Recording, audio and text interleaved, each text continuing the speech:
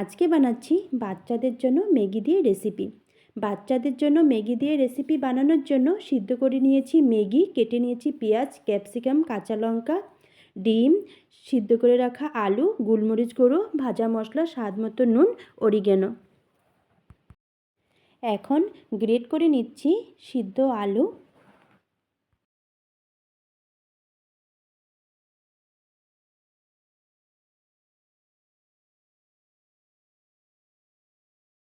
আলু গ্রেট করা হয়ে গেছে।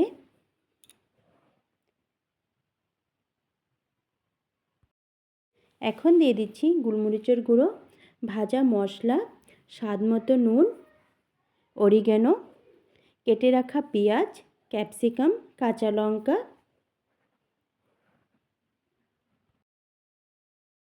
দিয়ে দিচ্ছি ডিম।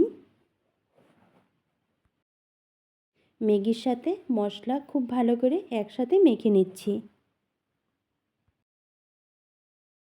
এখন দিয়ে দিচ্ছি সামান্য একটু কর্নফ্লাওয়ার, আবারও মেখে নিচ্ছি।